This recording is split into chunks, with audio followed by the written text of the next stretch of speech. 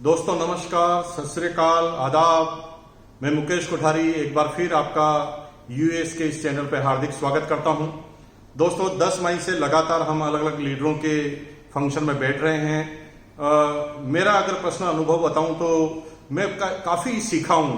मैंने अभी यूएस में कई ऐसे लीडरों को पहली बार लंबा इतना सुना है और मजे की बात है कि मुझे गर्व महसूस होता है मेरी टीम के ऊपर कि यूनिक एजुकेशन सिस्टम की जो टीम है उसका एक एक लीडर, उसके अंदर इतने सारी प्रतिभाएं छुपी हुई है।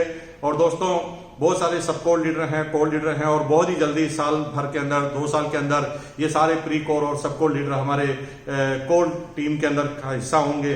और दोस्तों इन सब लोगों को सुनने का आपको मौका मिलेगा। दोस्तों आज इस लाइव वेबिनार में कुछ विशेष टॉपिक को लेकर आज हम हाजिर हुए हैं। मैं एक बार फिर परिचय दे दूं, मेरा नाम मुकेश कोठारी है और मैं राजस्थान का रहने वाला हूं। राजस्थान में एक छोटी city Bhilwara, basically textile city है। 1973 में मेरा जन्म भीलवाड़ा में हुआ, इसी भीलवाड़ा में, और अपनी पूरी एजुकेशन मैंने भीलवाड़ा राजस्थान में ली। आई एम सिंपली बीकॉम, ज्यादा पढ़ा लिखा नहीं हूं मैं। मेरे से बहुत सारे ज्यादा पढ़े लिखे लोग होंगे। मैं आपको सत सत प्रणाम करता हूं, आपकी बुद्धिमत्ता को प्रणाम करता हूं, आपके ज्ञान को प्रणाम करता हूं। जीवन का अगर कोई भी और दौर होता तो शायद मैं आपका शिष्य होता और मैं आपसे सीख रहा होता, लेकिन आज मैं यहां पर सिर्फ इसलिए आया हूं क्योंकि आरसीएम का मेरे पास थोड़ा सा अनुभव आपसे ज्यादा है। पिछले 20 साल का मेरा आरसीएम का अनुभव है और उसी की वजह से आज मैं इस वेबिनार में हूं और आप सुन रहे हैं। बाकी निश्चित रूप से मैं आपको जिंदगी भर सुनूंगा और आप ही लोगों से जिंदगी भर मैं सीखता आया हूं और सीखता रहूंगा। दोस्तों 1973 में जन्म के बाद अपनी एजुकेशन कंप्लीट करने के बाद एक प्राइवेट नौकरी से मैंने अपना इकोनॉमिकल कैरियर चालू किया था। प्राइवेट नौकरी से इकोनॉमिकल कैरियर क्यों चालू किया आप अच्छी तरह समझ सकते हैं कि मेरे पिताजी करोड़पति थे। करोड़पति थे? नहीं दोस्तों, मेरे पिताजी मिडिल क्लास बैकग्राउंड में बिलोंग करते थे और डिफेंस सर्विसेज के अंदर वो थे। फिटनेस साथ नहीं देती थी, इस वजह से उन्हें कंपल्सरी रिटायरमेंट लेना पड़ा। और जब पिताजी का रिटायरमेंट हुआ मेरी एज मात्र 9 साल की थी और परिवार जो है इकोनॉमिकल क्राइसिस से गुजर रहा था। 6 भाई बहनों का मेरा परिवार था, पूरी फैमिली में सबसे छोटा था मैं। तो अक्सर जो छोटे बच्चे बहुत ज्यादा प्यारे होते हैं, लेकिन मेरे साथ कंडीशन कुछ और थी क्योंकि मैं जब छोटा था तो परिवार इकोनॉमिकल क्राइसिस से गुजर रहा था, तो हमें हर जगह समझौते करने पड़ते थे। मुझे वो वक्त याद है जब मेरी माँ जो है अपना पेट काट काट कर हमारे लोगों का लालन पोषण कराती थी। मुझे वो वक्त भी याद है जब राजस्थान में एक प्रथा है कि मेहमान जब घर में आते हैं तो देसी घी के साथ उसे खाना खिलाया जाता है और हमारे पास इतना घी नहीं हुआ करता था और इस वजह से मेरी माँ जो है 100 ग्राम 200 ग्राम घी को छुपा कर रखती थी कि कोई मेहमान आ जाए तो हमेशा उसके सामने हमारी इज्जत जो है वो खराब नहीं होनी चाहिए। और इस तरह से मेरी माँ ने बड़े कठिन संघर्षों में हमें लालन पोषण कराया। ऐसा आज जो न्यूट्रिशन फूड की बात करते हैं ऐसा कुछ था नहीं। आपको आश्चर्य होगा कि कभी महीने 2 महीने में एक बार हमें दूध पीने को मिलता था और खाने में रोटी दाल और कभी कभी सब्जी, हरी सब्जी के अलावा कुछ होता नहीं था। अचार से रोटी खा लेते थे और इस तरह से गुजारा चलता था। मुझे वो वक्त याद है कि हमारे को चप्पल पहनने की आदत नहीं होती थी क्योंकि इतना पैसा अफोर्ड नहीं कर सकते थे, तो बिना स्लीपर के बिना जूतों के हम रहते थे। और कभी कभी जब होली दिवाली पर हमें शूज दिलाए जाते थे, चप्पल दिलाई जाती थी, तो हम जहां पर भी जाते थे वो भूल जाते थे। क्यों भूल जाते थे? क्योंकि हमें पहनने की आदत ही नहीं थी, तो वापस पहनकर आना भूल जाते थे। ऐसे कई वाक्य हुए। मुझे वो वक्त भी अच्छी तरह याद है जब एक ड्रेस सिलाई जाती थी, उसे 2-3 साल तक चलाना होता था स्कूल के अंदर और वो फट जाती थी और मेरी माँ जो है बार बार उसे रफू करके, राजस्थान में उसे ठेकली कहते हैं, ऐसा लगा के सिल कर हमें चलाती थी। और हम इस कठिन संघर्ष में लालन पोषण हमारा हुआ। और आर्थिक स्थिति जब सुधरने लगी, जब मेरे बड़े भाई थोड़ा नौकरी करने लगे और थोड़ा उनको पैसा आने लगा, धीरे धीरे कठिन परिस्थितियों में हम सारे बच्चों के एजुकेशन को कंप्लीट हुआ। और जब बच्चों की एजुकेशन कंप्लीट हुई तो थोड़ा हमने देखा कि परिवार का इकोनॉमिकल जो है माहौल ठीक हो गया है। 2 भाई कमाने लग गए थे और तीसरा मैं था। उससे पहले बहुत कठिन संघर्ष था माँ बाप का। मुझे पता है कि ज्यादा इनकम नहीं हुआ करती थी, उस वजह से मेरी माँ जो है, थोड़ा बड़ा मकान था हमारा, उसे रेंटल रूम को रेंट पे चढ़ाकर जो पैसा आता था उसे हम लोगों का लालन पोषण होता था। मुझे वो वक्त भी याद है जब मेरी माँ रूम के अंदर एक भकारी होती है, मतलब एक आप समझ लीजिए कि रूम के ऊपर जो सामान रखने की जगह होती है वहां को अगर उसको क्लोज कर दिया है तो वो ऊपर का रूम बन जाता है। राजस्थान में उसे भकारी कहते हैं। हम सारे भाई बहन जो है रूम को किराए पर लेकर एक ही रूम के अंदर उस भकारी के अंदर सोया करते थे। ये हकीकत कहानी है दोस्तों। इसी भीलवाड़ा में मेरा जन्म हो गया और उसके बाद पूरी लालन पोषण इस तरह से हुआ। लेकिन बचपन से ही पैसा कमाने की जिद थी अंदर, क्योंकि परिवार में जब भी हम इकोनॉमिकल क्राइसिस देखते थे तो उसकी वजह सिर्फ पैसा होती थी और बार बार दिमाग में कूटकर भरा हुआ था कि मुकेश कोठारी खूब पैसा कमाना है, इतना पैसा कमाना है कि पैसे का ढेर लगा देना है। लेकिन ऐसा मैं केवल सोचता था, लेकिन इसके जरिया मेरे पास नहीं था। और आपको आश्चर्य होगा इस वजह से, जब मैं बीकॉम का एग्जाम दिया तो अंदर काम करने की इतनी कूट कर मेरा काम, मतलब अंदर भावनाएं भरी थी। इस वजह से क्या हुआ कि मैंने बीकॉम का एग्जाम खत्म होते ही हमारा जो जिस जगह हम रहते हैं वहां पर एक चौराया है जहां पर हम सारे दोस्त वगैरह मिला करते थे।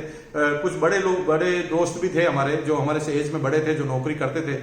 मैंने अपने एक दोस्त से जो नौकरी करता था, मेरे से उम्र में बड़ा था, मैंने उनसे कहा कि भाई देखो मेरा बीकॉम का एग्जाम हो गया है और मुझे अब नौकरी करनी है, कुछ जीवन में करना है। तो मेरे दोस्त ने कहा कि यार अभी इतना जल्दी क्या करेगा, अभी रिजल्ट तो आने दे। मैंने कहा रिजल्ट आएगा तब तक मैं सैलरी कम ले लूंगा, लेकिन मैं 2 महीने खराब नहीं करना चाहता, मैं काम सीखना चाहता हूं, मुझे क्या आप काम दिला सकते हैं?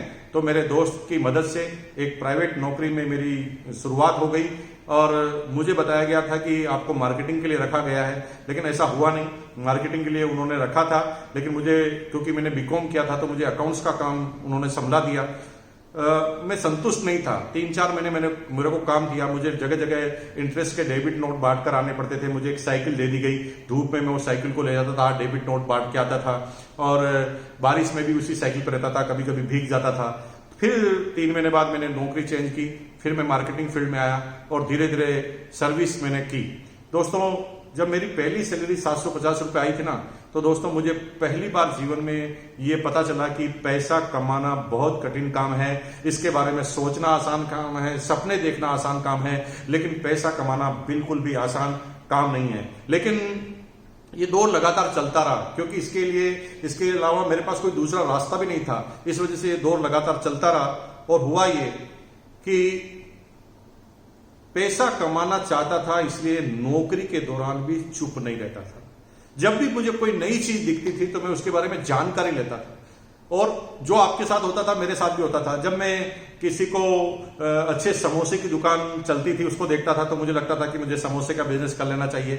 जब मैं स्टेशनरी की दुकान पे चलता था तो मुझे लगता था कि मुझे स्टेशनरी की दुकान कर लेनी चाहिए। और जब मैं किसी रेडीमेड के कारखाने में जाता था तो मुझे लगता था कि मुझे रेडीमेड का कारखाना खोल देना चाहिए था। इस तरह से दिमाग बार बार भटकता था, मैं अपनी नौकरी से संतुष्ट नहीं था।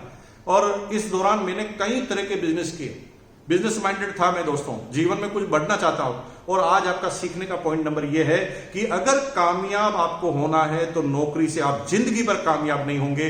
आपको अपना पर्सनल खुद का बिजनेस करना पड़ेगा, क्योंकि उसके अंदर आप खुद मालिक होते हैं और खुद जवाबदार होते हैं। जो लोग मालिक होते हैं, जवाबदार होते हैं, हर चीज की जिम्मेदारी लेते हैं, उन्हीं लोगों को बड़ी इनकम मिला करती है, बाकी उनको इनकम नहीं मिला करती। और दोस्तों इस दौरान मैंने कई तरह के बिजनेस किए। कभी कंपनी मुझे कलकत्ता भेजती थी, मैं वहां से कुछ चीज उठा के लेता था। सीडी प्लेयर का जमाना था, 3000 का सीडी प्लेयर लाकर 4000 में भेज देता था। कभी शर्ट्स को खरीद कर भेज दिया करता था। इस तरह के कई मैंने बिजनेस किए। स्टूडेंट लाइफ में भी मैंने कई तरह के बिजनेस किए। मैंने पतंग की दुकान लगाई हुई है। इस तरह से जब राखी का सीजन आता था मैं राखी की दुकान लगा लेता था। जब नारियल का सीजन आता था मैं नारियल की दुकान लगा लेता था। इस तरह के कई बिजनेस नौकरी से पहले भी मैंने किए और नौकरी के बाद भी मैंने किए। लेकिन दोस्तों ये सारा काम करने के बाद भी मैं संतुष्ट नहीं हो पा रहा था। मैं एक ऐसे बिजनेस की तलाश में था जिससे मेरी राह खुल जाए और जिसमें मैं कामयाब हो जाऊं, कि वो जो पॉइंट है वो मुझे प्राप्त नहीं हो रहा था। और नौकरी में लगभग मुझे 8-9 साल बीत गए थे और 8-9 साल बीतने के बाद मेरी अच्छी खासी सैलरी हो गई। I am the deputy marketing manager और मेरी 13,000 बेसिक सैलरी हो गई। सब कुछ ठीक था, गाड़ी भी था भाई साहब। गाड़ी का मतलब कंपनी मुझे टूर करने के लिए गाड़ी भी प्रोवाइड करती थी, उसका किराया भी प्रोवाइड कराती थी। मेरे पास एलएमएल वेस्पा स्कूटर भी हुआ करता था। और दोस्तों सब कुछ होने के बाद भी मजा नहीं आ रहा था। मजा क्यों नहीं आ रहा? क्योंकि जो मैं हासिल करना चाह रहा था वो मुझे मिल नहीं पा रहा था। और इस दौरान लगातार ये काम चलता जा रहा था। और तभी मेरे जीवन में एक घटना घटी। वो घटना थी, मैं जिस कंपनी में काम करता था उसी कंपनी में मेरे ही बॉस मिस्टर प्रहलाद राय जी, जो आज मेरी अपलाइन है, ग्रेट अपलाइन है, जिससे मैं जीवन में बहुत कुछ सीखता हूं, मेरे ही बॉस ने मुझे पहली बार डायरेक्ट सेलिंग के बारे में बताया। और डायरेक्ट सेलिंग में बताने के बाद उस प्लान को देखते ही मैं समझ गया कि शायद यही वो बिजनेस है जिसे हमें करना चाहिए। दोस्तों, जब ये प्लान देखा और मैंने इस बिजनेस को करने की ठानी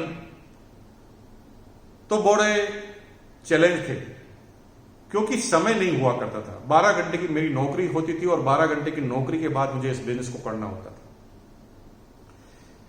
और ये करना इसलिए जरूरी है, बिजनेस को करना जरूरी है, ये मुझे पता था, क्योंकि मेरी लाइफ थी ना वो बिना एक्साइटमेंट की थी। कोई एक्साइटमेंट नहीं था लाइफ के अंदर। क्या था मेरी जिंदगी, अगर मैं आपको खोल के बताऊं तो नौकरी के दौरान होता क्या था। अगर आपकी भी अगर इसी तरह की हालत है तो आप मेरे से रिलेट कीजिए। क्या करता था मैं, रोज सुबह उठता था लगभग 6 बजे के आसपास। उठने के बाद मॉर्निंग वॉक पे जाता था। मॉर्निंग वॉक से वापस आता था तो बीबी चाय तैयार लेकर रखती थी। चाय और बिस्किट हम साथ में लेते थे, अखबार पढ़ते थे। अखबार को ऐसे पढ़ते थे जैसे पूरी दुनिया की समस्याएं मुझे और मेरी बीबी को ही संभालनी है। लेकिन पूरे अखबार पढ़ने के बाद जब मैं अखबार पढ़ता रहता बड़ा ध्यान से, तो वाइफ कहती थी कि आज तुम्हें ऑफिस नहीं जाना है क्या। तब एकदम अचानक नींद खुलती और मैं तुरंत बाथरूम की तरफ दौड़ता, फ्रेश होता, तैयार होता, और तैयार होने के बाद मैं डाइनिंग टेबल पर आकर बैठता। मेरी बीवी मुझे नाश्ता करवाती और नाश्ता कराने के बाद मैं अपनी यूनिफॉर्म पहनता ऑफिस की और ऑफिस के लिए रवाना होने के लिए स्कूटर की तरफ जाता।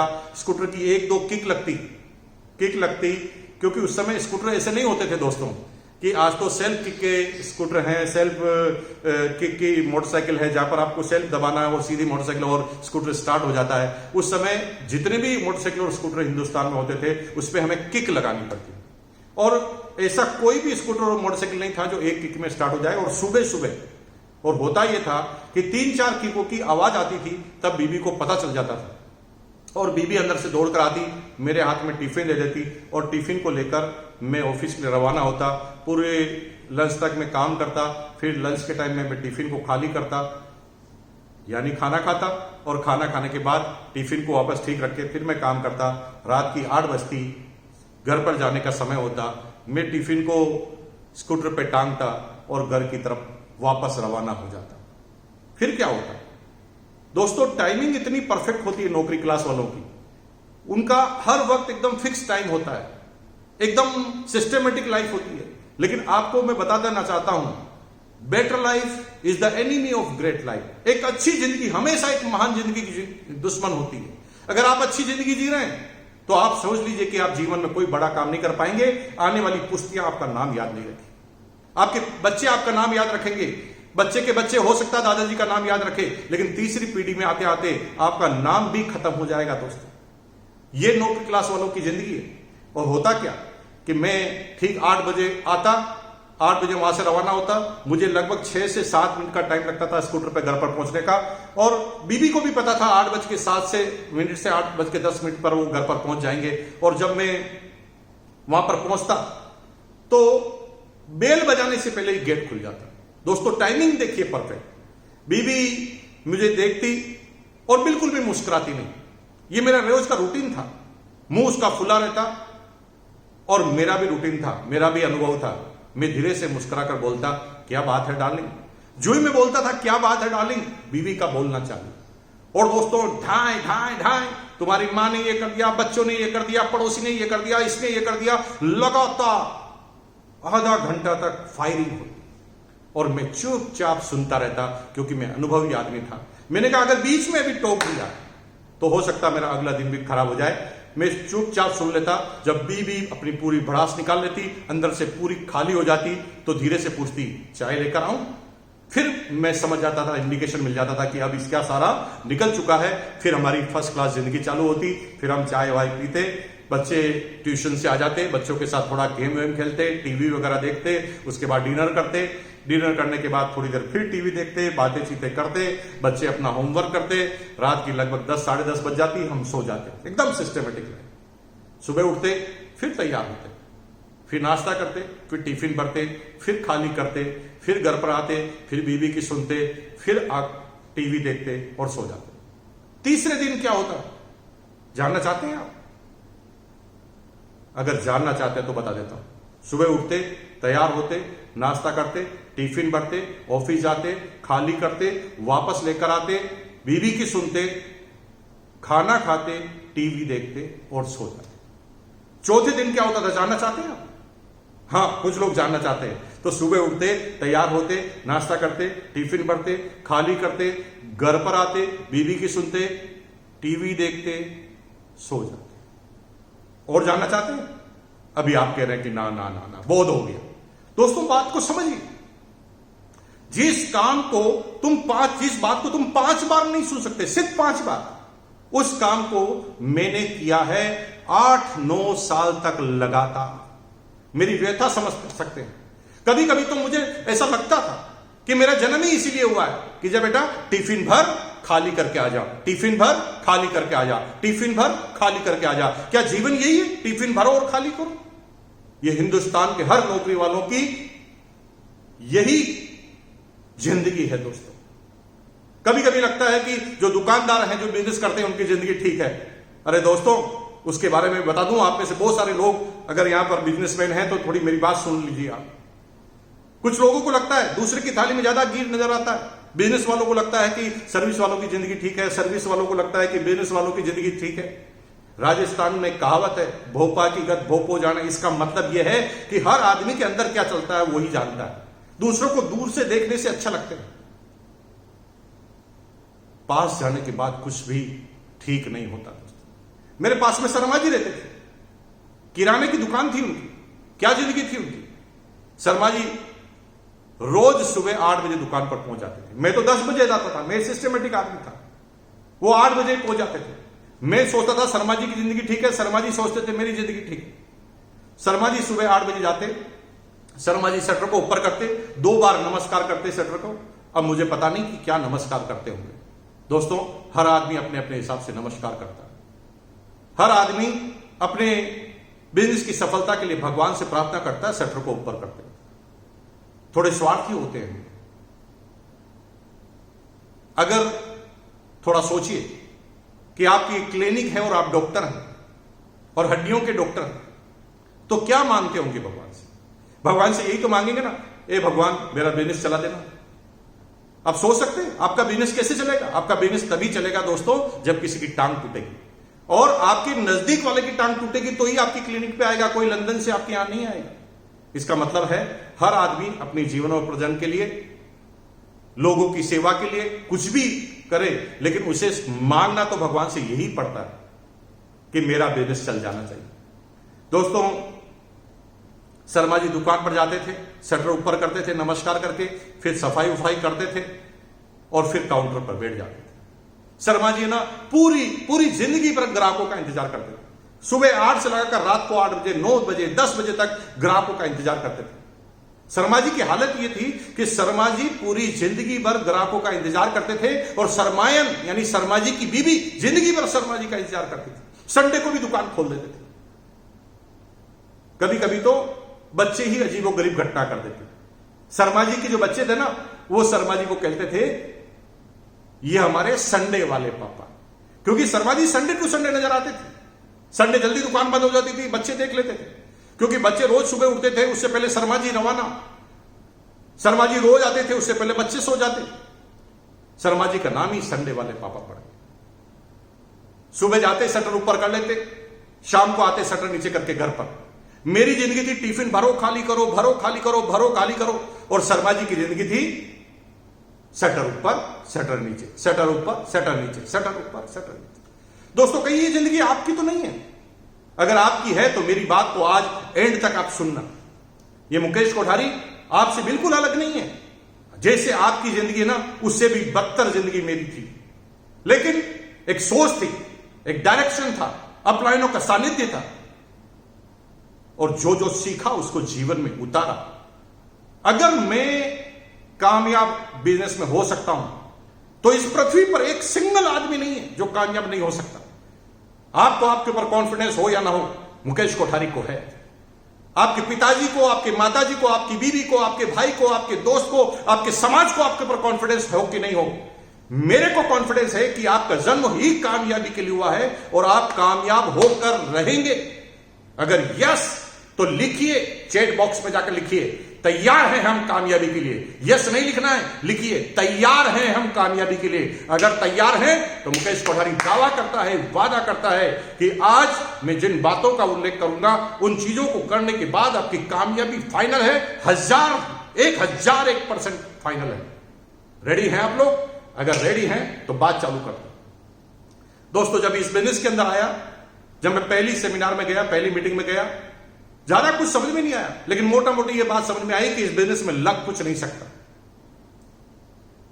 इस बिजनेस में पैसा नहीं लगाना है, इस बिजनेस में दुकान नहीं खोलनी है, इस बिजनेस में कोई फिक्स समय नहीं देना है, इस बिजनेस को करने के लिए कोई त्याग नहीं करना है, इस बिजनेस को करने के लिए आपको कोई हिसाब किताब नहीं रखना है, बही खाता मेंटेन नहीं करनी, इस बिजनेस को करने के लिए कोई टेंशन नहीं लेनी। इस बिजनेस में वो कुछ भी नहीं करना पड़ता जो आपको अभी अपने बिजनेस में करना पड़ता है। और दोस्तों, ये अजीब और गरीब बिजनेस है, फिर भी इस बिजनेस को क्यों लोग बाग नहीं करते हैं? अगर आप नहीं कर पा रहे हैं तो मैं बता दूं, इस बिजनेस को नहीं करने के पीछे सिर्फ एक कारण है। वो एक कारण क्या है? वो एक कारण यह है कि इस बिजनेस की एंट्री और एग्जिट एकदम आसान है। दोस्तों, मेरे सीनियर साथी भी यहां पर सुन रहे होंगे बात। तुरंत 3 महीने 6 महीने क्या संघर्ष किया, अगर रिजल्ट नहीं आए तो 6 महीने बाद हम बैलेंस शीट बनाना चालू करते हैं, इधर उधर झांकना चालू करते हैं, इस कंपनी का प्लान, उस कंपनी का प्लान, बिजनेस को छोड़ देते हैं। दोस्तों, बिजनेसमैनों की बैलेंस शीट ऐसे नहीं बनती। आज मुकेश अंबानी जी ने जियो चालू किया तो एक दिन में बैलेंस शीट बनाई क्या? 3 साल तो उन्होंने, 2 साल तो उन्होंने सब कुछ फ्री में, हालांकि वो कैपेबल थे, वो ट्रेडिशनल बिजनेस था, लेकिन उन्हें बिजनेस का भविष्य पता था। उनको पता था कि पैसेंस अगर मैं रखूंगा तो मैं 100% कामयाब होऊंगा। आज हिंदुस्तान की सबसे बड़ी कंपनी मोबाइल के अंदर। दोस्तों, आपकी कामयाबी फाइनल है और आप कामयाबी के लिए पैदा हुए हैं। मुकेश कोठारी ये दावा करता है आपसे।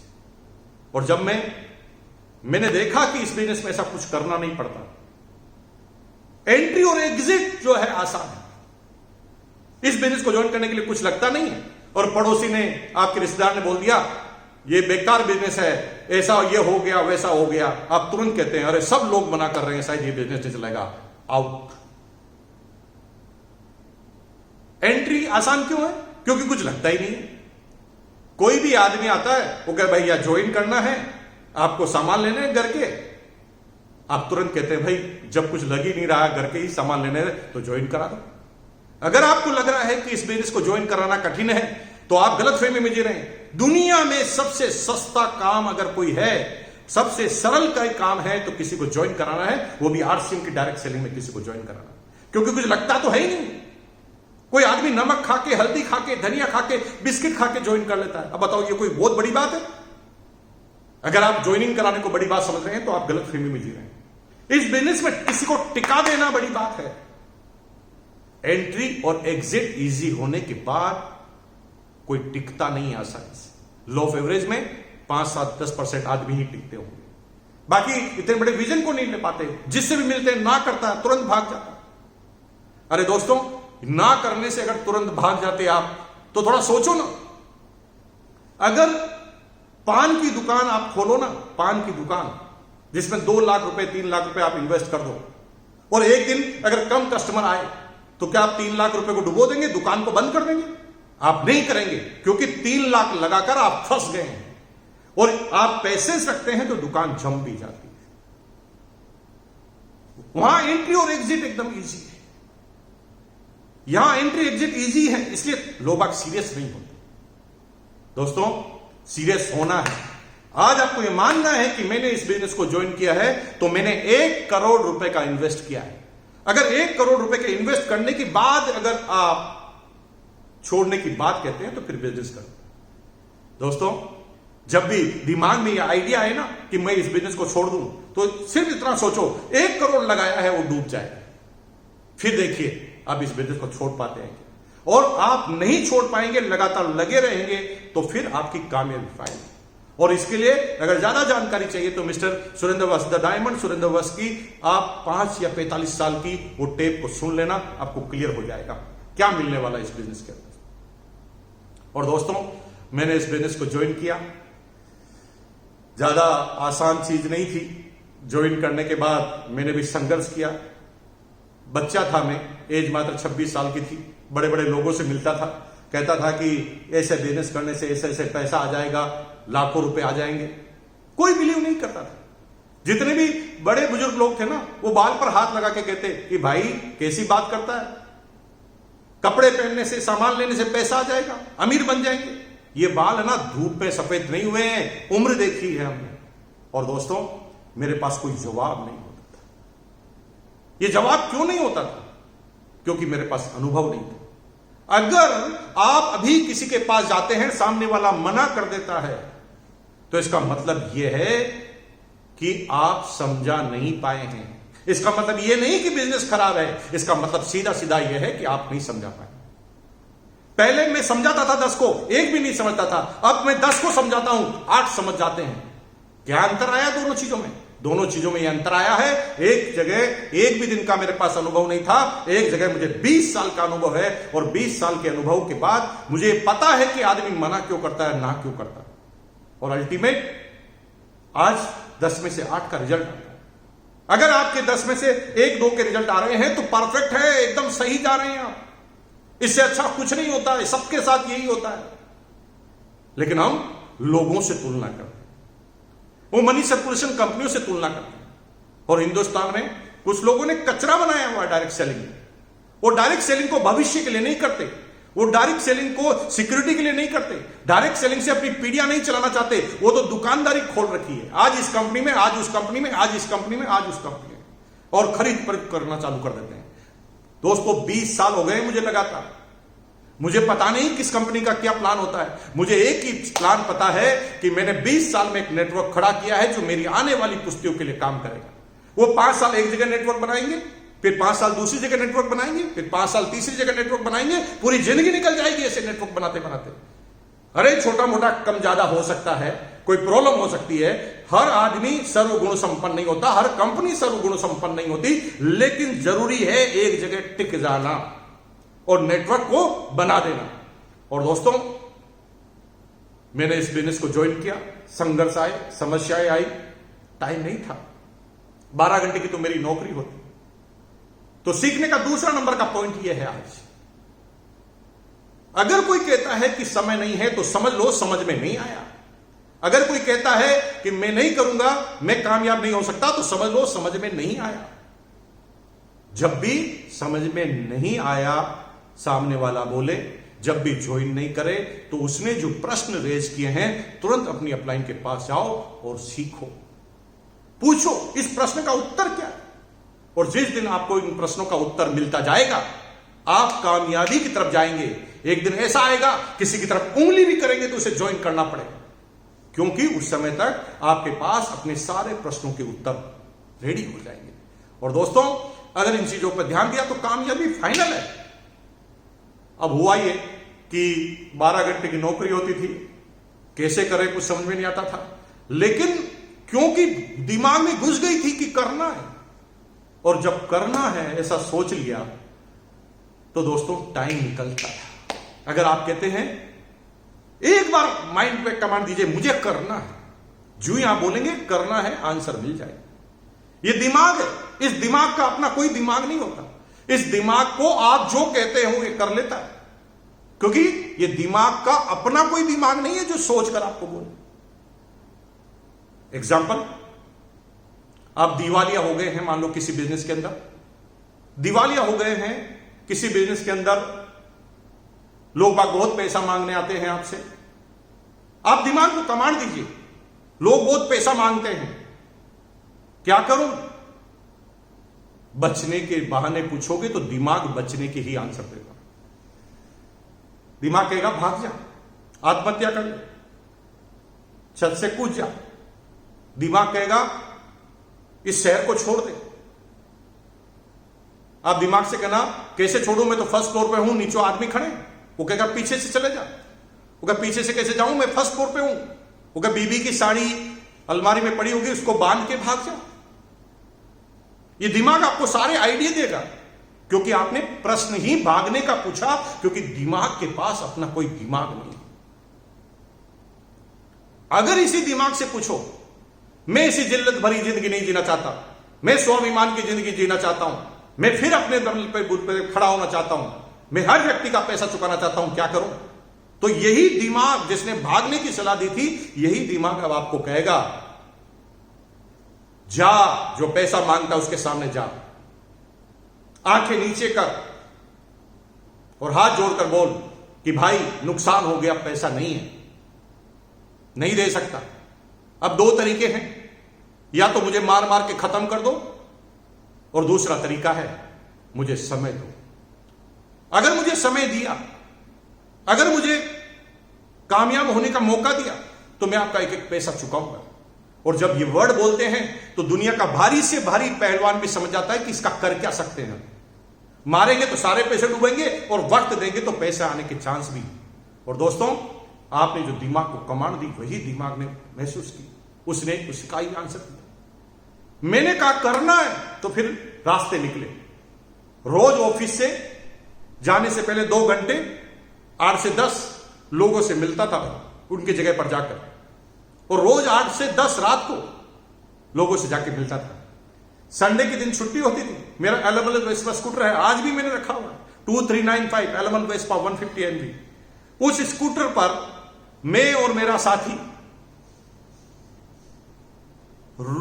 संडे के दिन लगभग 175 किलोमीटर आना, 175 किलो जाना, उदयपुर चित्तौड़ होते हुए हम स्कूटर पर जाते थे, हाथ में किट लेकर।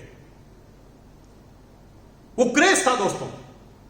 ज्वाइन करना बहुत बड़ी बात है। सामने वाला कहता है, इंटरेस्ट भी लेता था ना, तो हमें इतनी खुशी महसूस होती थी, हमें लगता था कि हम एक पॉइंट की तरफ जा रहे हैं। आज आपके पास क्या नहीं है। हमने जब इस बिजनेस को चालू किया, हमारे जब सीनियर अपलाइन ने जब इस बिजनेस को चालू किया, कुछ नहीं था दोस्तों, इस बिजनेस में कुछ नहीं था। आज आपके पास पिकअप सेंटर है, जगह जगह सामान मिलता था, उस समय केवल भीलवाड़ा के अंदर ही सामान मिलता था। आज आपके पास डिपो है, उस समय केवल भीलवाड़ा में ही डिपो था। आज आपके पास एग्जाम्पल है, डायमंड के एग्जाम्पल है, 25-25 लाख रुपए पर मंथ कमाने वालों का एग्जाम्पल है। हमने जब काम किया था ना, एक भी कमीशन नहीं आया था। जब मैंने ज्वाइन किया था, कोई कमीशन नहीं आया था किसी को। जब किसी को प्लान बताते थे ना, तो कहते थे तेरे को कितना आया, तो हम कहते थे तुम जुड़ोगे तभी तो आएगा। यह हकीकत थी दोस्तों। आज आपके पास इतने प्रोडक्ट हैं, हमारे पास सिर्फ एक प्रोडक्ट था। आज आपके पास मीटिंग है, सेमिनार है, अपलाइन की गाइडलाइंस है, अपलाइन का अनुभव है, यूनिक एजुकेशन सिस्टम है, लेकिन हमारे समय में ऐसा कुछ था ही नहीं। एक ही चीज थी, दिमाग में घुस गया था कि करना है। अगर आपने दिमाग में घुसा लिया कि करना है, तो मुकेश कोठारी गारंटी देता है कि आप कामयाब होंगे। आज आप बोलिए मैं तैयार हूं, लिखिए, चैट बॉक्स पे लिखिए मैं तैयार हूं।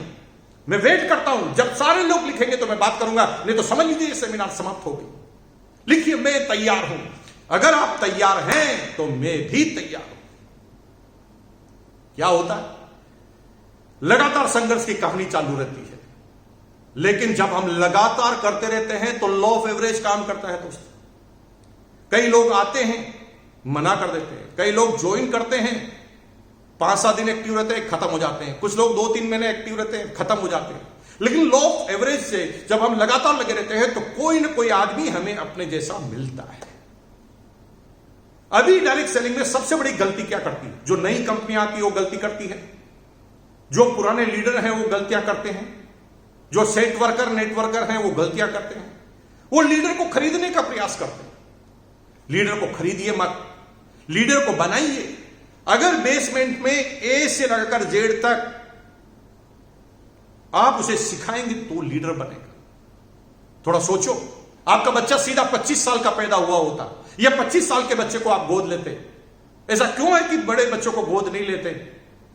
जब हमें किसी दूसरे व्यक्ति को अनाथालय से गोद लेना होता है तो हम बाल्य अवस्था में उसे गोद लेते हैं। इसलिए लेते हैं कि हम अपने हिसाब से संस्कार उसे सिखा सकते हैं। एक आदमी जो पैसों की वजह से किसी और कंपनी में टूट के गया है, आप कैसे मानेंगे कि वो उस जगह भी टिकेगा? कोई तीसरी कंपनी आएगी, फिर वो जाएगा, फिर चौथी कंपनी आएगा जाएगा। इसलिए लीडर के सिलेक्शन करते हुए ध्यान रखिए कि किस लीडर के साथ आप ज्वाइन कर रहे हैं। ऐसा तो नहीं है कि आपके पूरे जीवन को घुमा दे, अपने स्वार्थ की वजह से, अपने लाभ की वजह से वो आपको यूज कर ले। दोस्तों, संघर्ष हुआ, लेकिन धीरे धीरे लीडरशिप क्रिएट हुई। जब पहली एनिवर्सरी में मैं रॉयल्टी एच्योर बना और जब मुझे सम्मानित किया गया ना, बीसी छाबड़ा जी स्टेज से बोल रहे थे, भाई और बहनों, मैं अब आपके सामने बुलाने जा रहा हूं एक डायनामिक पर्सनालिटी जिसकी एज मात्र 27 साल की है। 27 साल की एज में उस व्यक्ति ने इतना बड़ा कमाल करके बताया, रॉयल्टी जैसी इनकम, रॉयल्टी आएगी इनके मरने के बाद भी, इनके साथ भी, इनके बाद भी, पीढ़ियों को सुरक्षित कर लिया है। जब मेरी टीम के 50 आदमी वहां पर बैठे थे ना दोस्तों, वो एक्साइटेड हो गए। जिस दिन मैंने टीम के साथियों को एक्साइटेड कर दिया, समझ लो मेरा काम चालू हो गया। सीखने का पॉइंट नंबर 3 है, इस बिजनेस में बोलो मत, बकबक मत करो, ये करना चाहिए, वो करना चाहिए। अरे ज्ञान का भंडार है, और अभी ज्ञान तो YouTube पे मिलता है, और जो चाहो वो ज्ञान मिलता है। नहीं परवाह करना उसकी, करके दिखाना। दुनिया में करके दिखाने की वैल्यू है, बोलने की वैल्यू नहीं। जब करके दिखाते हो तो लोग सुने, लोग फॉलो करें। सिर्फ बातें करोगे कोई फॉलो नहीं करे। टीचर ने करके नहीं दिखाया, टीचर ने आपको सिर्फ पढ़ाया है, तो हम बाद में जिंदगी भर फॉलो नहीं करते, बस सम्मान करते। आदर्श नहीं मानते, आदर्श उनको मानते हैं जिसने कुछ करके बताया है। मदर तेरेसा कुछ करके बताया है, रतन टाटा, धीरू भाई अंबानी कुछ करके बताया। हम लोग आदर्श मानते हो। जो लोग करके बताते हैं वो आदर्श बन जाते हैं। और दोस्तों, चैलेंज आए, पहली रॉयल्टी में मैं गया, लोग एक्साइटेड हो गए। लोगों को पहली बार विश्वास हुआ, मेरी डाउनलाइन के लोगों को पहली बार विश्वास हुआ कि ये हम भी कर सकते हैं। अगर मुकेश कोठारी ने 1 साल में हमारे सामने करके बताया तो हम क्यों नहीं कर सकते। उस दिन से मेरा बिजनेस चालू हुआ दोस्तों, और इतना चालू हुआ कि समय ही कम पड़ने लगा। नौकरी हुआ करती थी मेरी, प्राइवेट नौकरी में इतना वक्त नहीं होता था, लेकिन लोग दीवाने हो गए तो अब आपको छोड़ने वाले नहीं थे। जिस भी दिन आपकी डाउनलाइन आपका जीना हराम कर दे, सर्विस मांग मांग कर, समझ लो आपका बिजनेस चालू हो गया। मेरे साथ यही हुआ दोस्तों। लोग इतने दीवाने हो गए कि वो मुझे अब नौकरी नहीं करने देते थे। ऑफिस में लोगों को लेकर आ जाते थे। एक व्यक्ति ऑफिस में लेकर आ गया, सर बाहर आइए, इस व्यक्ति को प्लान समझाइए। अरे मैंने कहा भाई प्लान शाम को 6 बजे बाद बताएंगे, अभी मैं नौकरी कर रहा हूं। वो बॉस डांटेगा, नौकरी से निकाल देगा। तो कहता सर मुझे पता नहीं है, बड़ी मुश्किल से पकड़ में आया, समझा। और दोस्तों, अल्टीमेट में इतना परेशान हुआ क्योंकि 23,000 की मेरी इनकम आ गई, 23,000। मुझे लगा कि अगर मैं 8-9 सालों में 13,000 तक पहुंचता हूं सैलरी में, और यहां पर अगर 1 साल में 23,000 आ सकते हैं, तो स्कोप किधर जाता है। सीखने का अगला पॉइंट, जीवन के हर मोड़ पर आपको खुद को निर्णय लेना पड़ेगा। Better life is the enemy of great life. Practical जीना पड़ेगा आपको। मैंने अपने आप से पूछा, ये जो 13,000 मुझे सैलरी मिलती है, ये मालिक की मेहरबानी से मिलती है कि मेरी काबिलियत से मिलती है? तो मेरा दिल खुद जवाब देता है कि नहीं बेटा, मेहरबानी 2-4 हजार की हो सकती है, लेकिन कुछ तो तेरे अंदर काबिलियत है, तभी 13,000 मिलते हैं। तो मैंने जवाब दिया, जब काबिलियत मेरी है तो मैं कभी भी करूंगा, मुझे मिलेगा 2-4 हजार कम मिलेंगे, लेकिन मैं आने वाले जाने वाले इस समय में अपने इस टारगेट को छोड़ूंगा नहीं, कुछ करके दिखाना है मुझे। और अल्टीमेट मैंने त्याग पत्र दे दिया नौकरी से। सब लोग नाराज हुए, लेकिन वो नाराजगी तब तक ही थी जब नया नया टॉपिक था। लेकिन मैं इतना बिजी हुआ, इतना भागने लगा, इतना दौड़ने लगा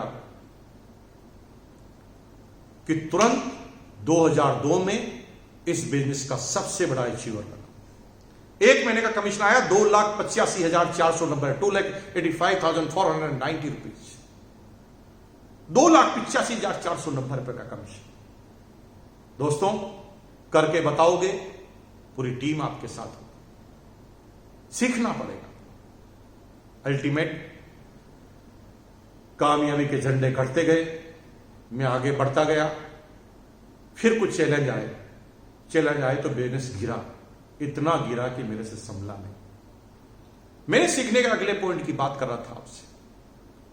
इस बिजनेस में एमराल्ड की पिन ऐसी पिन होती है जब दोनों ग्रुप में 22-22 लाख का, एक ग्रुप में 22 लाख का और दूसरे सारे ग्रुपों में मिलाकर 22 लाख का बिजनेस होता है, तो आपकी एमराल्ड की पिन होती है, उस समय लाख सवा लाख रुपए पर मंथ का आपका चेक होता है। यहां तक पहुंचने का एकमात्र तरीका है मेहनत करो। कोई सब्स्टिट्यूट नहीं है मेहनत का। दौड़ना पड़ेगा, भागना पड़ेगा। ये आपने मोटरसाइकिल और कार ले रखी ना, घर में सजाने के लिए रखोगे, कभी भी ऐसी कार वापस दोबारा नहीं आएगी। टारगेट लो, 1 लाख किलोमीटर चलाना है कार को, 50,000 किलोमीटर चलाना है मोटरसाइकिल को। इतना दौड़ो, इतना भागो, इतना फील्ड में जाओ, एक भी दिन शांत मत रहो। अगर आपने ये कर लिया तो फिर हर महीने के कमीशन से कार आएगी, हर महीने। आज कार लेना हमारी मजबूरी है। हमें कार इसलिए लेनी पड़ती है क्योंकि चार्टर्ड अकाउंटेंट बोलता है कार नहीं लोगे तो डिप्रिसिएशन आपको मिलेगा नहीं, टैक्स ज्यादा जमा करना पड़ेगा। एक दिन कार लेना शौक था, आज कार लेना मजबूरी है। अल्टीमेट एमराल्ड तक तो आसानी से पहुंच जाएंगे आप, मैं भी 2,50,000 तक पहुंच गया। लेकिन एक समय बाद इस बिजनेस को संभालना आना चाहिए, मैनेजमेंट आना चाहिए। क्योंकि टीम जब बड़ी हो जाएगी आपके पास समय कम हो जाएगा, क्योंकि आपके पास तो 24 घंटे हैं, 1 सेकंड नहीं बढ़ा पाएंगे आप। तो इतनी बड़ी टीम को कैसे मैनेज करेंगे? उसे हमें सिस्टम का सहारा लेना पड़ेगा, टूल्स का सहारा लेना पड़ेगा। सिस्टम क्या है? सिस्टम ये है यूनिक एजुकेशन सिस्टम। आज जो वेबिनार हो रही है यूनिक एजुकेशन का सिस्टम है। आज मैं घर से बाहर नहीं निकल रहा हूं, लेकिन घर में बैठकर मैं आज आपको संबोधित कर रहा हूं और हजारों आदमी सुनेंगे। ये सिस्टम, जब आपकी टीम में आप डुप्लीकेट तैयार कर देते हैं, सिस्टम तैयार कर लेते हैं, आपको जो आता है वो सिखा देते हैं। यह मत कीजिए कि मेरी बोलबाला हमेशा रहना चाहिए। हमेशा सोचिए जितना भी मुझे आता है मैं सामने वालों को समझा दूंगा। डुप्लीकेट कीजिए, डे 1 से डुप्लीकेट कीजिए। पहली बार जब वो रजिस्ट्रेशन फॉर्म भरता है ना ऑनलाइन, मत भरिए खुद। आप उसे जाइए, उसके पास जाइए, खोल के बोलिए वेबसाइट, आप भरिए, मैं हूं ना आपके पास। कोई पिकअप सेंटर खोलता है तो उसे खुद खोलना सिखाइए। जब एक एक चीज को आपने डुप्लीकेट कर लेंगे तो टीम आपकी तैयार हो जाएगी। और दोस्तों, मेरे साथ यही हुआ कि मैं डुप्लीकेट नहीं कर पाया, मेरा बिजनेस गिरा, इतना गिरा है कि I am in the depression. फिर घटना घटी जो मैं पिछले सेमिनार में बोल चुका हूं। 3 महीने तक डिप्रेशन में रहा। जब जागा तो मुझे लगा कि नहीं, मैं इस बिजनेस में कामयाब हो सकता हूं। वो कहानी, वो कविता बचपन में आपने सुनी होगी, लहरों से डरकर नौका पार नहीं होती, कोशिश करने वालों की कभी हार नहीं होती। असफलता एक चुनौती है, स्वीकार करो। क्या कमी रह गई देखो और सुधार करो। जब तक ना हो सफल तुम, नींद चैन की त्यागो तुम। संघर्षों का मैदान छोड़ मत भागो तुम, क्योंकि कुछ के बगैर जय जयकार नहीं होती, कोशिश करने वालों की कभी हार नहीं होती। मैंने अपने आप को चेंज किया। उस समय चाहता था तो मैं किसी को ब्लेम कर सकता था। 90% लोग जब नाकामयाब होते हैं तो अपनी नाकामयाबी का कारण सामने वाले में देखते हैं। कुछ लीडर जो है बिजनेस में कामयाब नहीं होते, छोड़ के चले जाते हैं, क्विट कर जाते हैं। उनसे पूछो, बड़े बड़े लीडर से पूछो तो क्या बोलेंगे? कंपनी खराब थी, हमारी अपटाइम खराब थी, हमारी डाउनलाइन खराब थी, पिकअप सेंटर वाला खराब था, डिपो वाला खराब था, बारिश ज्यादा आ गई थी, गर्मी ज्यादा पड़ गई थी, तूफान आ गया था, साइक्लोन आ गया था, सरकार बदल गई थी, सरकार गलत थी। अरे कितने ब्लेम करोगे यार? अगर ये सब कुछ गलत है तो फिर कुछ लोग तुम्हारे इसी गलती में कैसे कामयाब हो गए? ये तुम सिर्फ अपने आप को संतुष्ट कर रहे हो। अगर कामयाब नहीं हुए तो आपको मानना पड़ेगा मैं एकमात्र कारण हूं। इस जीवन में न आप अपनी बीवी को सुधार पाएंगे, न बच्चे को, न समाज को, न देश को। अगर किसी व्यक्ति को सुधारा जा सकता है तो खुद को। आप अपने आप को सुधारने के अलावा और कुछ नहीं कर सकते। और दोस्तों, जब मैंने अपने अंदर बदलाव किए, जब मैंने सोचा कि मुझे क्या क्या करना चाहिए, तो दोस्तों धीरे धीरे धीरे धीरे मुझे पता चलने लगा। और उसके बाद मैं बिजनेस में तेज गति से आगे बढ़ने लगा। इतना तेज गति से आगे बढ़ा कि आज मुझे इस बिजनेस को करते हुए 20 साल हो गए हैं। 20 साल में मुझे क्या क्या मिला है मैंने पिछले वेबिनार में बोल दिया। आज बहुत सारे मकान हैं, मकान बनाने का ही बिजनेस है, होटल्स हैं। आज जिस जगह मैं होटल में शूट कर रहा हूं, अपनी पिछली जो वेबिनार थी मैंने दूसरी होटल में शूट की थी। आज गाड़ी है, बंगले हैं, नौकर है, चाकर है, विदेश यात्राएं हैं, जब चाहे तब चले जाते हैं। अभी पिछले साल ऑस्ट्रेलिया गए, इस बार हम लंदन जा रहे हैं 1 महीने के लिए। जितना जाए जितना घूमे, कोई कमी नहीं। समय खूब है हमारे पास, पैसा बहुत है, सिक्योरिटी इतनी है कि मेरे बच्चे अगर नालायक भी होना भाई साहब, तो उसे जितना मैं छोड़ के जाऊंगा वो पूरा नेटवर्क मिलेगा। वो अगर उनको नेटवर्क संभालना नहीं आता फिर भी चलेगा। क्यों? क्योंकि मैंने डुप्लीकेट तैयार कर दिए टीम, और मेरे नेटवर्क के लोग मेरी कमाई के लिए काम नहीं कर रहे हैं, वो अपने भविष्य के लिए काम कर रहे हैं। और जब वो अपने भविष्य के लिए काम करते रहेंगे तो मेरी पुश्तियों को इनकम देना मजबूरी है। वो कुछ करे या ना करे, इनकम आने वाली। दोस्तों, अल्टीमेट क्या क्या मिला मैं उस पर नहीं जाऊंगा, वो आप मेरी प्रोफाइल वीडियो में आप देख लेना क्या मिला क्या नहीं मिला। मैं आज जाऊंगा कामयाबी का क्या कारण है। कामयाबी का एकमात्र कारण है नो, NO। कितनी नो सुनेंगे उस पर कामयाबी मिलने वाली है।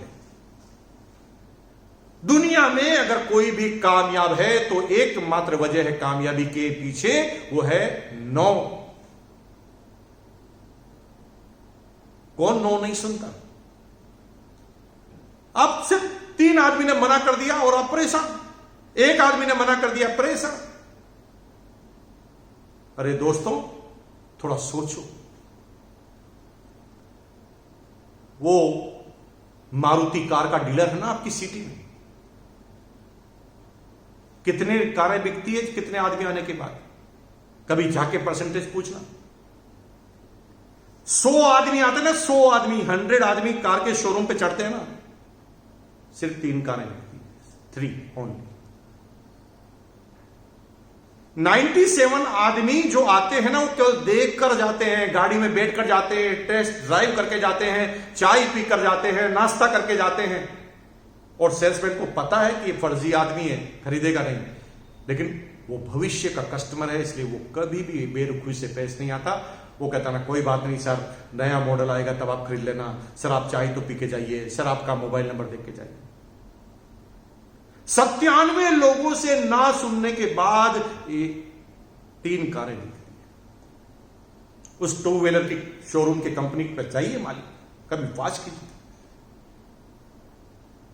100 आदमी आते ना, तब 5 से 10 2 व्हीलर बिकते हैं। 90 लोगों की ना सुनने के बगैर 10 बिक नहीं सकती। जिन लोगों ने करोड़ों रुपए लगाया है, कार वाले ने 50 करोड़ से ज्यादा इन्वेस्ट किए हैं, 2 व्हीलर वालों ने 5 से 7 करोड़ से ज्यादा इन्वेस्ट किए, फिर भी वो इतनी ना क्यों सुन रहे हैं? क्योंकि इतने पैसे लग चुके हैं। अगर वो नेगेटिव हो जाएगा तो सीधा पैसा डूबेगा, फंस गया है। आप खुशनसीब आदमी हैं कि फंस नहीं रहे, बिना फंसे ना सुनना है। आप क्या बात करूं मैं आपसे, ना सुनने में इतनी प्रॉब्लम। अगर नहीं समझ में आ रहा है तो जाइए अपने मोहल्ले के अंदर, आपके पास में जो बाजार है उसके अंदर जाके जाइए, साड़ी के शोरूम पे जाइए। एक लेडीज है ना, एक लेडीज जब तक 100 साड़ियां बिखेर नहीं देती तब तक वो एक खरीदती नहीं।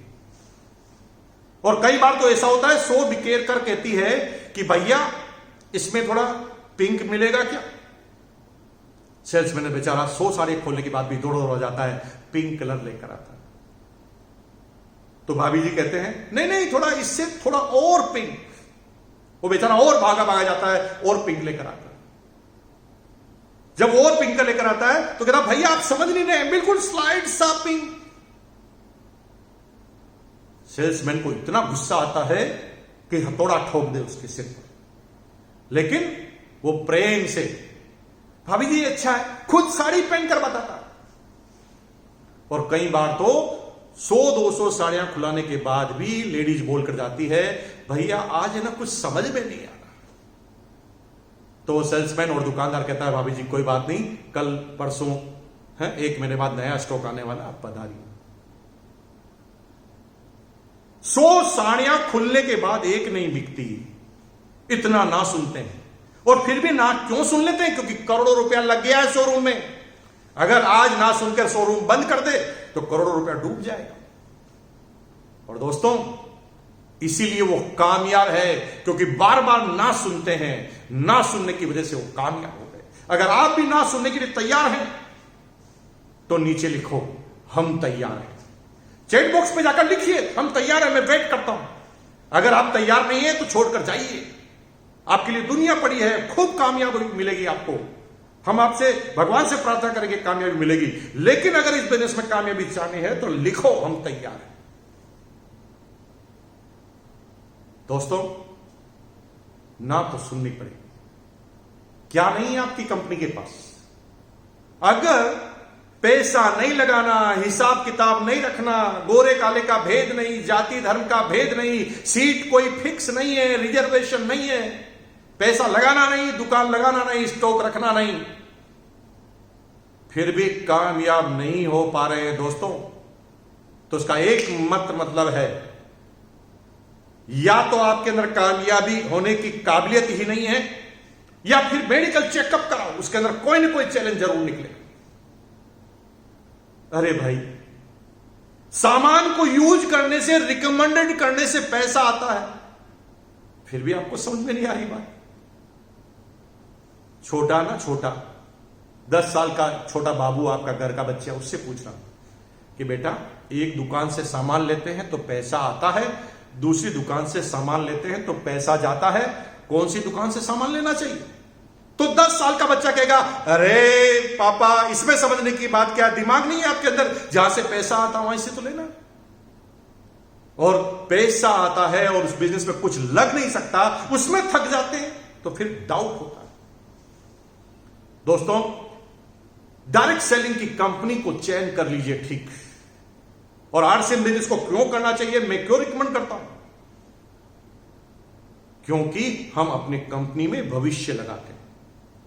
अगर 3 साल काम किया और कंपनी भाग गई, जैसे हर साल कंपनियां भागती, बंद हो जाती, तो भाई पैसा जो खोया है ना आपने, पैसा तो जिंदगी भर वापस कमाया जा सकता है, दूसरे बिजनेस में भी कमाया जा सकता है, लेकिन 3 साल जो कंपनी ने बर्बाद कर दिए हैं, उन 3 साल को वापस लाने का आपके पास कोई तरीका नहीं है दोस्तों। इसलिए मेरे भाइयों और बहनों, अगर आपने सोच लिया है कि करना है, तो कंपनी का चयन सबसे ज्यादा जरूरी है। कौन सी कंपनी में काम करें, कौन सी कंपनी में नहीं काम करें, क्योंकि कंपनी अगर भाग गई तो फिर आपके पास कोई तरीका नहीं है, नहीं ला सकते समय को वापस। अगर समय को वापस नहीं ला सकते तो सही चयन होना जरूरी है, क्योंकि हम जिस कंपनी में काम कर रहे हैं उस कंपनी का टिकना बहुत ज्यादा जरूरी है। इसलिए सबसे पहले अगर आप ये चाहते हैं कि आपकी कंपनी कौन सी ज्वाइन करें, तो सबसे पहले कंपनी की प्रोफाइल को चेक कीजिए। हमारी कंपनी की प्रोफाइल क्या है?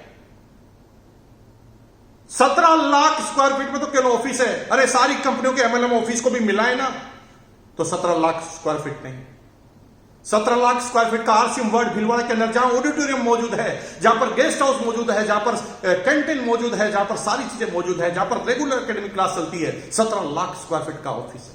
पोर्टफोलियो समझिए आप, कंपनी के 50% से ज्यादा प्रोडक्ट खुद बनाती है कंपनी। डायरेक्ट सेलिंग की सारी कंपनियां माल खरीद खरीद कर बेचती है। अरे दोस्तों, उनको इन्वेस्टमेंट इसलिए नहीं करना क्योंकि कभी भी भागना है। कंपनी के खुद के प्लांट है, सब जगह खुद के इन्वेस्टमेंट है। पिकअप सेंटर, हिंदुस्तान में कौन सी ऐसी कंपनी जिसके पास 10,000 पिकअप सेंटर हो? हिंदुस्तान की एक भी डिस्ट्रिक्ट ऐसी नहीं है, एक भी तहसील ऐसी नहीं है जहां पर आरसीएम का प्रोडक्ट अवेलेबल ना हो। 10,000 पिकअप सेंटर किसी के पास है तो मेरे से बात कीजिए। नई श्रृंखला चालू हो रही है वंडर वर्ल्ड की, पता है ना आपको? मॉल, आरसीएम के प्रोडक्ट के बड़े बड़े सेंटर, जहां पर गुड मॉर्निंग से गुड नाइट तक सारे प्रोडक्ट मिलेंगे, और वो भी सजे हुए। इस साल 150 आरसीएम वर्ल्ड खुलने जा रहे हैं पूरे इंडिया में, जो हिंदुस्तान में दुनिया की कोई डायरेक्ट सेलिंग कंपनी अभी तक नहीं कर पाई है, वो आरसीएम करने जा रही है, आरसीएम वर्ल्ड के नाम से। डिपो की व्यवस्था सब जगह देखेंगे तो लगभग आपको एक जगह सेंट्रलाइज डिपो मिलेगा। आरसीएम के 120 से ज्यादा डिपो हैं और 120 में से 100 डिपो ऐसे हैं जो कंपनी के खुद के ऑन प्रॉपर्टी पर है। दोस्तों, इन्वेस्ट वही करता है जिनको बिलीव होता है कि हम टिकेंगे। जिनको भागना होता है वो कभी भी इन्वेस्ट नहीं करता। दूसरे नंबर की चीज क्या है? मार्केटिंग प्लान को समझिए। मार्केटिंग प्लान 3 तरह के होते हैं। पहला मार्केटिंग प्लान होता है इनकम ओरिएंटेड। ये इनकम ओरिएंटेड जो मार्केटिंग प्लान होते हैं ना, उसके अंदर सिर्फ पैसा पैसा पैसा पैसा पैसा, ये करोगे इतना आ जाएगा, वो करोगे इसका आ जाएगा, इसको इतना आ गया, उसको इतना आ गया, इसमें कार फंड आ गया, इसको ओडी कार आ गई, इसको मर्सिडीज कार आ गई। वो सिर्फ पैसा बताएंगे। दोस्तों, पैसा कौन बताता है? जिनको पैसा कमाना होता है। कंपनी अगर ज्यादा पैसा बता रही है तो कंपनी ज्यादा पैसा कमाना चाहती है। यह कंपनी का भविष्य धुरझूल में है। कभी भी कंपनी बंद हो जाएगी भाई साहब। मेरा अपना अनुभव है 20 साल में। इन 20 सालों में हर साल एक कंपनी को मैंने भागते हुए देखा है।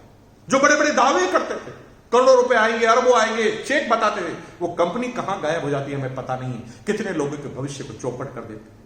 एक प्लान होता है जो हमेशा इनकम ओरिएंटेड होता है। इससे आपको बच के रहें। कोई आदमी ज्यादा पैसे पैसे पैसे की बात करे तो समझ लेना कि यहां पर कोई ना कोई गड़बड़ है। दूसरा होता है लीडर ओरिएंटेड। यहां पर बेसिकली कंपनियां सही होती है, लेकिन ये कंपनियां सही तो होती है लेकिन गलत लीडरों के प्रभाव में होती है। ये कंपनियां तेज गति से बढ़ने के लिए लीडर की खरीद चालू करती है। और दोस्तों, जो लीडर बिक जाता है वो कंपनी का क्या भला करेगा?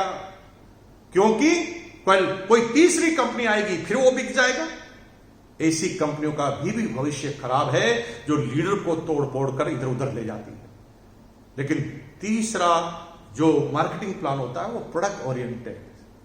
जी हां दोस्तों, वहां पर इनकम बाय डिफॉल्ट आती है, सिक्योरिटी बाय डिफॉल्ट मिलती है, लेकिन कंपनी हमेशा फोकस करती है अपने प्रोडक्ट की रेट, प्रोडक्ट की क्वालिटी को। और लोग बाग प्रोडक्ट के दीवाने हो जाया करते हैं। इतने ज्यादा दीवाने हो जाया करते हैं प्रोडक्ट के कि वो बिजनेस करे न करे प्रोडक्ट ले। जैसे आप देखते होंगे, आप में से कितने लोग राइस ब्रांड ऑयल यूज करते हैं? अगर राइस ब्रांड ऑयल यूज करते हैं तो लिखो मैं करता हूं। चैट बॉक्स में जाके लिखो, बोलो मैं करता हूं। देखिए कितने लोग करते हैं। इतने लोग राइस ब्रांड ऑयल यूज करते हैं। कई लोग ऐसे हैं ना दोस्तों जो आरसीएम नहीं करते, लेकिन अभी भी आरसीएम के पिकअप सेंटर पर आकर ऑयल वही खाते हैं। कई नेटवर्क कंपनी वाले जो लोग हैं जो आरसीएम को छोड़कर चले गए, दूसरी कंपनी में चले गए, लेकिन अभी भी ऑयल खाते हैं। इसका मतलब यह है कि प्रोडक्ट के दीवाने हो जाते हैं, बिस्किट के दीवाने हो जाते हैं, गुड डॉट के दीवाने होते हैं, न्यूट्रिशन के दीवाने हो जाते हैं, न्यूट्रीचार्ज के दीवाने। और वो लोग इन प्रोडक्टों को रेगुलर इस्तेमाल करते रहते हैं। जो कंपनी प्रोडक्ट का दीवाना बनाए, समझ लो वही कंपनी सही है डायरेक्ट सेलिंग के अंदर। जो कंपनी सिर्फ प्लान इनकम और पैसों की बात करे, वो कंपनी का बंद होना एकदम फाइनल है। तीसरी चीज देखनी है, प्रोडक्ट्स क्या है। कंपनी के कितने तरह के प्रोडक्ट्स होते हैं, कितने चीजों में होते हैं। जितने भी प्रोडक्ट आते हैं ना, वो सारे इंडियन रेट में। डायरेक्ट सेलिंग में सारी कंपनियां प्रोडक्टों की रेट ज्यादा रखती हैं। हर प्रोडक्ट इंडियन कल्चर में।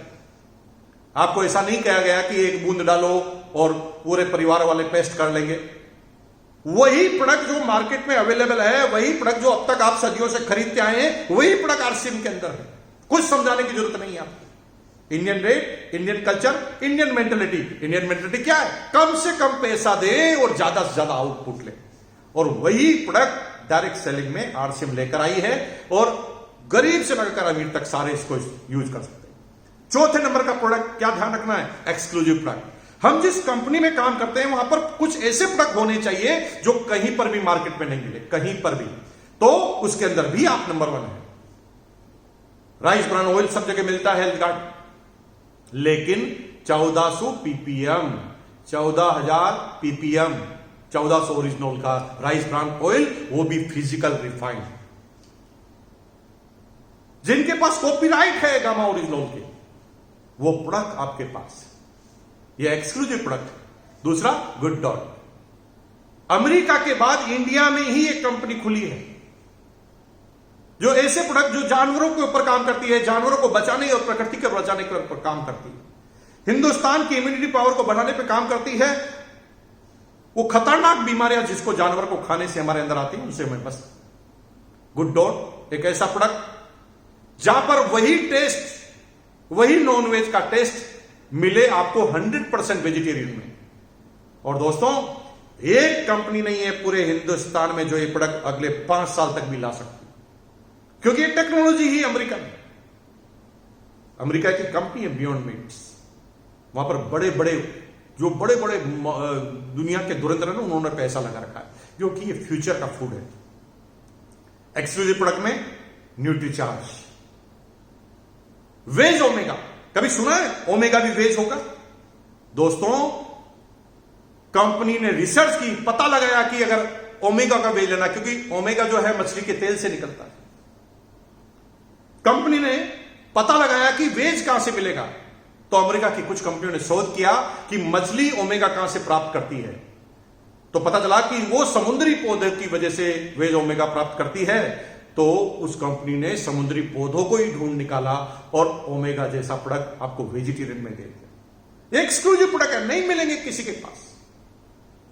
क्वालिटी की तुलना कर लीजिए, प्रोटीन की तुलना कर लीजिए, न्यूट्रिशन की तुलना कर लीजिए, इस रेट में हिंदुस्तान की कोई डायरेक्ट सेलिंग कंपनी दे पाए रिजल्ट के साथ, वो भी क्लिनिकल अप्रूवन।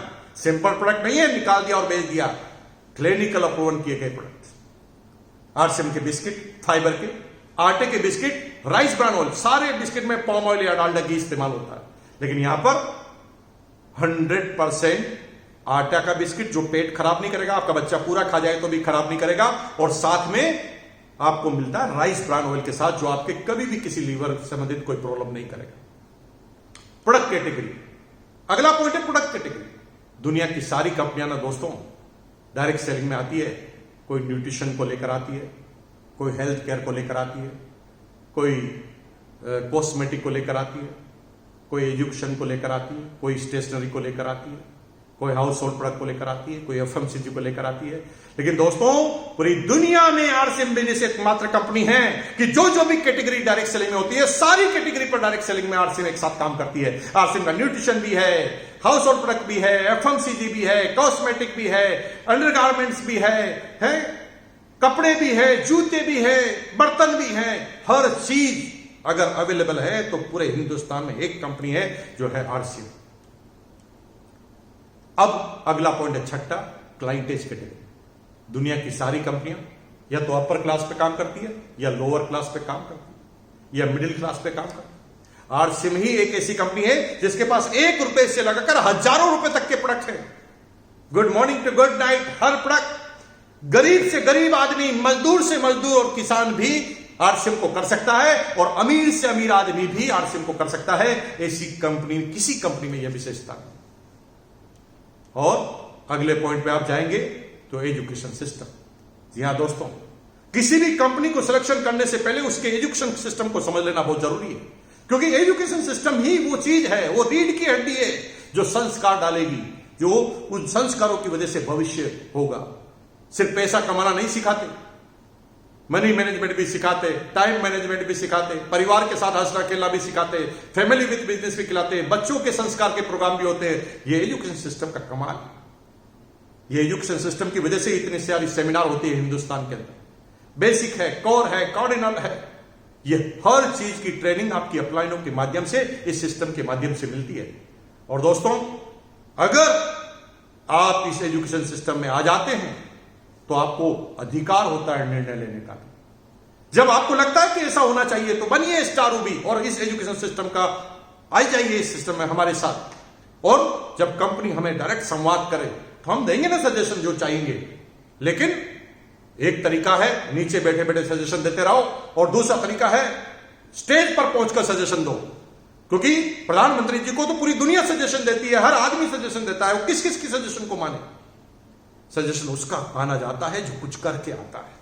जैसे भी परिस्थितियां हैं, जो सभी समय है, जो भी प्रोडक्ट है, जो भी सिस्टम है, जो भी प्लान है, आप लगातार लगे रहिए और इस प्लान के थ्रू आगे बढ़िए, बनिए स्टार रूबी, और फिर जो चाहता है वो बोलिए, फिर आपकी बात सुनी जाएगी, क्योंकि आप कुछ करके आए हैं। बिना करे आपकी बात कभी नहीं सुनी जाएगी। दोस्तों, 100% आप कामयाबी के लिए पैदा हुए हैं, मुकेश कोठारी गारंटी लेता है। मेरी बात पर बिलीव कीजिए, यूनिक एजुकेशन सिस्टम पर बिलीव कीजिए, आपका जन्म ही कामयाबी के लिए हुआ है, और मैं गारंटी लेता हूं दुनिया कोई गारंटी लेने ले, आपकी गारंटी मैं लेता हूं कि आपका जन्म कामयाबी के लिए हुआ है और आप कामयाब होकर रहेंगे। रोज शाम को 4 बजे जो यूनिक एजुकेशन सिस्टम का सेमिनार होता है उसको आपको अटेंड करना है। चैलेंज आते हैं कभी कभी सिस्टम में चले जाते हैं, कभी आवाज में चले जाते हैं, कभी किसी चीज में चले जाते हैं। 2 तरीके हैं चैलेंज से, भाग जाओ, दूसरा है सीख जाओ। हम लड़ेंगे, सीखेंगे, आगे बढ़ेंगे। कितने भी चैलेंज आ जाए, हम दुनिया के टॉप पर हैं और दुनिया के टॉप पर रहेंगे, हमेशा रहेंगे। और टर्नओवर के मामले में भी हम पूरे हिंदुस्तान और पूरी दुनिया में छाने वाले हैं। लहरों से डरकर नौका पार नहीं होती, कोशिश करने वालों की कभी हार नहीं होती। जय हिंद, जय आसियान, जय भारत। बहुत बहुत धन्यवाद आपका। Thank you once again. इस चैनल को सब्सक्राइब करना मत भूलना, बेल आइकन का बटन दबाना मत भूलना। मेरा खुद का पेज है, मेरा चैनल है मुकेश कोठारी पे जाइए, उसमें एक एक पॉइंट पर आपको अलग अलग वीडियो मिलेंगे। मनी मैनेजमेंट का अलग वीडियो मिलेगा, स्टूडेंट के लिए अलग मिलेगा, महिलाओं के लिए अलग वीडियो मिलेगा। जितने भी प्रश्न आपके अंदर आते हैं वो मैंने सारा अपने चैनल के अंदर बोलना चालू कर दिया है। मेरी जो गलतियां हैं उसको भी मैंने बोला है। मुकेश कोठारी चैनल को भी आप सब्सक्राइब कीजिए, उसमें बेल आइकन का बटन दबाइए और यूनिक एजुकेशन सिस्टम को भी आप सब्सक्राइब कीजिए। बहुत बहुत धन्यवाद। Thank you once again.